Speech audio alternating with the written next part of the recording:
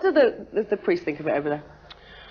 I don't know, and I frankly don't give a damn. I mean, you know, it's I survived the cliched Catholic Irish upbringing, so whatever they think about it, I can tell them what I think about them if they ever want to know.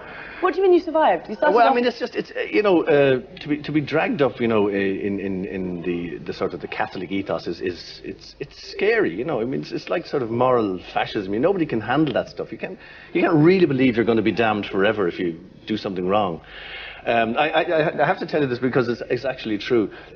One of the great joys of doing TED, though the intention behind it isn't particularly satirical, it's just Arthur Matthews and Graham Linden having a laugh.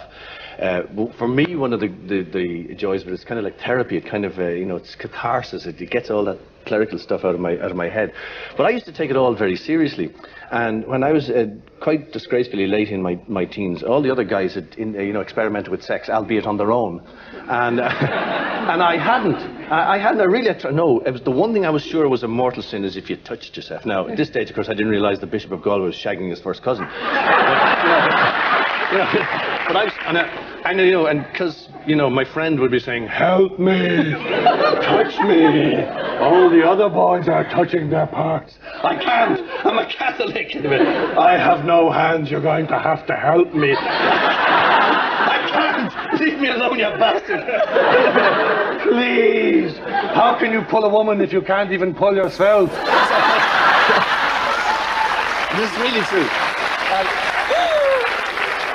And the worst thing, and eventually, at, you know, quite late in my life, about 37, not after long, I succumbed, you know, to the temptation because, you know, he just ordered me. I have taken over dual controls. So, and it happened, I also called it, happened on a Friday night, and it was just, I didn't really know what it was to be damned, to be in eternal damnation. The, you know, not touching myself was hell up to that anyhow. But so, and then it happened, and it was a wonderful feeling, and then suddenly, oh shit, no, that's it. If I'm hit by a bus, I'm down, I'm in the old crackly crinkly place for all eternity, very hot, no air conditioning, what am I going to do? And I'll have to go to confession. And it was a Friday evening, and the next time I could go to confession was on the Saturday. There was a Saturday session of confession, which ran from like 11 to 1. So I was sitting there, what am I going to do? Well, you know, well, I'm never going to do this thing again, ever. However, if I was to get caught now or hit by a bus, I'm going down anyhow for eternity. So how many eternities can you do? So I decided I was going to pack in all the self-interference I could. From Friday tea time, I remember this. I was trying to study for exams, flunked that. And I left it to the last confession you could possibly make, which is like at 1 o'clock. And I think I set up a record. I really did. A team of paramedics had to carry me into the last confession. And it wasn't the last time either, but...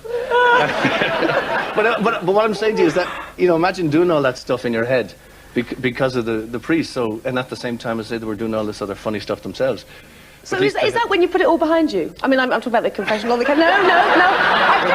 There'll be no smut. No. Is that when you just put? No, I think you're always putting it. I mean, there's nothing worse than I think one of the newspapers described me as spectacularly lapsed as a Catholic, and you're always putting it behind you, you know, because the guilt thing is they get the guilt early into you, and then you're always being tapped on the shoulder, you know.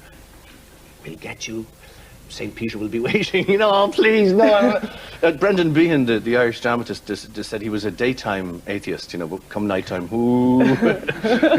Yes, God, I believe in you. Ooh, turn on the lights.